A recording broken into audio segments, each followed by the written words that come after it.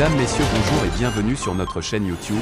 Ici nous vous donnons la clé, alors si vous êtes nouveau, abonnez-vous et cliquez sur la cloche de notification pour ne plus rien manquer. Cela fait, on peut commencer. La junte burkinabé sous pression après le massacre de Seitenga. 5 mois après son arrivée au pouvoir par un coup d'État au Burkina Faso, en promettant de faire de la sécurité une priorité, la junte militaire est sous pression après l'attaque djihadiste de Seitenga, qui a fait 86 morts. Paul-Henri Sandaogo Daniba donne un discours à Ouagadougou, au Burkina Faso, le 30 janvier 2022. Ce massacre, le deuxième le plus meurtrier de l'histoire du pays, vient s'ajouter à un regain de violence djihadiste ces dernières semaines. À Seitenga, ville située à quelques kilomètres de la frontière nigérienne, les témoignages des rescapés ont raconté leur solitude face aux djihadistes après le départ des forces de sécurité la veille. Une situation inadmissible pour Alassane Bala Sakandé, président du Mouvement du Peuple pour le Progrès, MPP. Le parti de l'ancien président Roch-Marc Christian Kaboré, renforcé lors du putsch du 24 janvier, dirigé par le lieutenant-colonel Paul-Henri Sandaogo Daniba.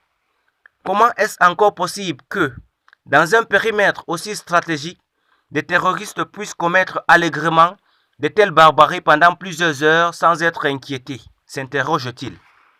Les circonstances qui ont obligé les forces combattantes du Burkina à quitter complètement Seitenga, une localité assaillie par des terroristes, une zone frontalière et stratégique de surcroît, méritent d'être élucidées. Ranchéri Moussa Serbo, porte-parole de l'Union pour le Progrès et le Changement, UPC, notre parti d'opposition. Fin janvier, la junte militaire avait renversé Christian Kaboré, devenu impopulaire dans l'opinion pour son inefficacité face aux attaques djihadistes meurtrières. Le diagnostic fait par le nouveau tenant du pouvoir qui leur a servi de prétexte au coup d'État était-il exact et justifié? Fin de se demander Alassane Bala Sakandé. Depuis 2015, à l'instar de ses voisins nigériens et maliens, le Burkina Faso est visé par des groupes affiliés à Al-Qaïda ou à l'organisation État islamique.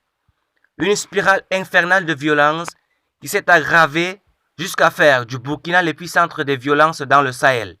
En 2021, selon l'ONG ACLED, le pays a connu plus d'attaques meurtrières que le Mali ou le Niger. Comment inverser la tendance après une brève accalmie consécutive au coup d'État? Les attaques sont réparties de plus belle ces derniers mois.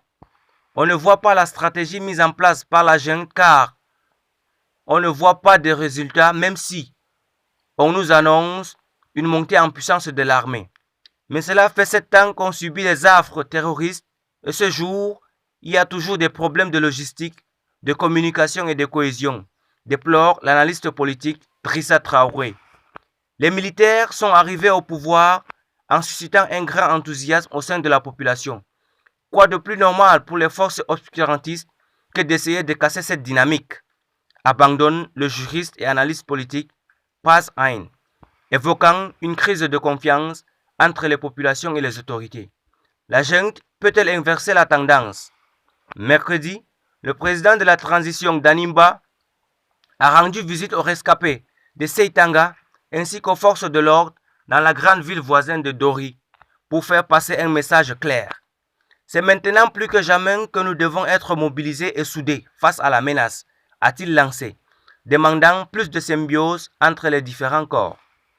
Il n'est plus convenable de faire les choses comme on faisait avant.